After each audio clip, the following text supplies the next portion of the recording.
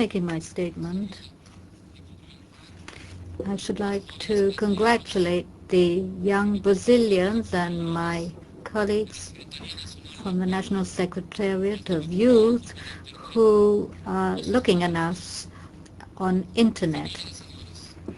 Ladies and gentlemen, 10 years have gone by since the adoption of the World Programme of Action for Youth. We all have a great deal to celebrate, but there is still a long path ahead of us to guarantee for future generations the right to enjoy a better world, a world of concrete opportunity, justice and solidarity. Brazil has 34 million young people. This represents 20% of its population. Young people are those who suffer most from the harsh reality of social inequality in our country and throughout the world. The World Programme of Action for Youth was a focal point of the efforts of the government and Brazilian society with a view to establishing a set of integrated policies for improving the living conditions of our young people. Brazil in 2005 was appointed the National Year for Youth. I will now list some of the activities for young people which have been developed to date. In February of this year, the government of Brazil established a National Youth Secretariat under the Secretariat of the Presidency of the Republic. We also established a General Council for Youth, a special forum for intergenerational dialogue and drawing up policies for young people. Furthermore, the National Program for the Inclusion of Young People was launched, Pro-Joven, with a budget of more than $100 million. That program had as its goal to narrow the great educational divide in our country, as well as to insert young people in the labor market.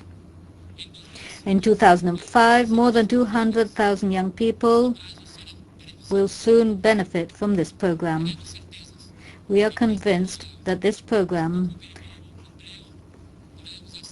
will, as well as the First Job program, will be established very soon. It is an honor for Brazil for having hosted the Latin American and Caribbean meeting for young people, organized by UNDP, which assembled young leaders from the region to discuss the Millennium Development Goals from a youth perspective. Young people themselves, thanks to a national policy of HIV/AIDS, which includes prevention, assistance and treatment, guaranteeing universal access to antiretroviral medication applied without discrimination and with respect to human rights. The rates of infection of AIDS in the Brazilian population is very low. Furthermore, the program of health and prevention in the schools deals with providing information of the disease to all students, including free distribution of condoms. So far as girls and young women are concerned, these are priorities of our public policies dealing with gender violence and the promotion of sexual and reproductive health, and the coordinating action together with civil society. Ladies and gentlemen, the Brazilian government is firmly involved in combating hunger and poverty. In that respect, Brazil reaffirms its commitment, which was made in 2004, as one of the leader countries of the network to employ young people, YEN.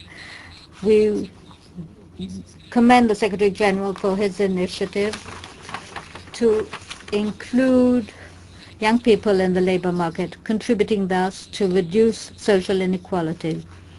Brazil is implementing activities in all areas under the World Plan of Action for Youth. Dialogue between the government and civil society is extremely important in this process. We are convinced, very convinced, that public policies for youth are among the most important ways of achieving full development, not only in our country, but throughout the world. Thank you.